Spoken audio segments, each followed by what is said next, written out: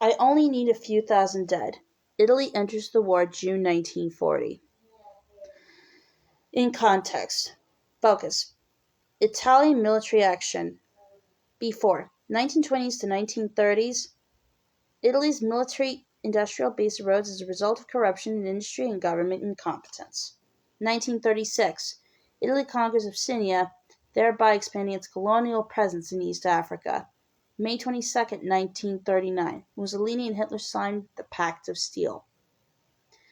After June 25, 1940, armistice between France and Italy. France cedes territory to Italy. February 1941, Italian forces in Egypt's western desert suffer a shattering defeat at the Battle of Ida-Foum. July 25, 1943, Mussolini is deposed and arrested after Allied landings in Sicily. September 1943, Germans and Allies fight for control of Italy. On June 10, 1940, Italy declared war on the Allies, a move that was to have fateful ramifications for the nation and its dictator Benito Mussolini. In May 1939, Italy and Germany had forged what Mussolini called the Pact of Steel, a mutual defense treaty signed by the Italians on the verbal understanding that neither party would provoke a war until 1943. Mussolini blew hot and cold over Hitler's increasing belligerence through 1939, but by the summer of 1940 it was Germany that was keen for Italy to stay neutral, reasoning that she would provide a useful buffer helping to keep the Mediterranean theater quiet.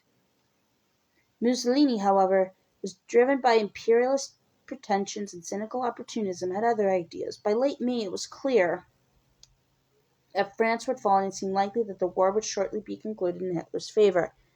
Mussolini wanted to get in on the action. On May 26, he told his top generals that he intended to join the war in order to win a place at the peace table when the world is to be apportioned.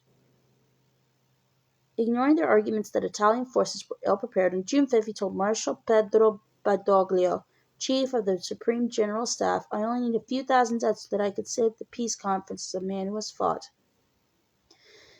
Accordingly, on June 10th, Mussolini's foreign minister Galeazzo Ciano told the British and French ambassadors that Italy would declare war against the two nations at midnight. The French ambassador, André-François Poncet, called the move a dagger blow to a man who has already fallen.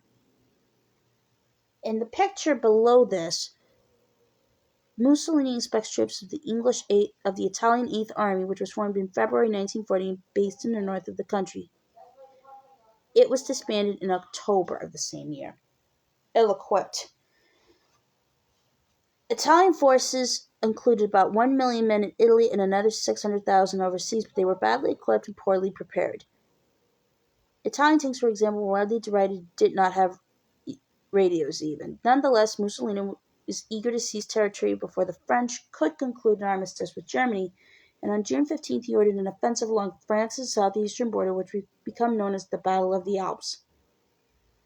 The Italian army assaulted the French Arme des Alpes, but came off badly, with the French mounting a stiff resistance. The Italians achieved just one of their objectives, the capture of the border town of Menton, which had already been evacuated by the French several days before. Elsewhere, Italy faced other major problems. British naval strength in the Mediterranean now threatened Italian shipping, which suffered almost immediate heavy losses, and Italian forces soon faced reverses in North Africa. However, as Germany consolidated their grip on Vichy France, Italian dominance in the southeast of France also increased. By late 42, Provence and Corsica, among other regions, were under Italian occupation. A motorcycle division, part of the Italian Tenth Army, in action during the invasion of western Egypt in September 1940, the Italians reached Sidi Barrani before the advance stalled. The Battle of the Alps, 1940. Below, the mountain troops from Italy from an Alpine regiment struggled up the rugged terrain toward the French border near the Seine Pass in late June 1940. At the French-Italian border in the Alps, the Italians sought to take advantage of the rapid advance of German troops south through France by striking through mountain passes. Mussolini hoped this would trigger the collapse of the French defenses. The Italian Fourth Army hoped to reach Albertville, but they struggled to get past fortifications at the border. Poor weather and difficult terrain ruled out air support, and the Italians mostly failed to deploy their Alpine units to best effect instead of wasting them on frontal assaults. Only in a few places did these units break through. Even then, fortified French outposts held up behind them while Italian motorized divisions struggled to get through the passes. In the 4 days before an armistice brought a halt to operations, the Italians had failed to pierce the full depth of the fortified border zone and nowhere advanced more than 11 miles.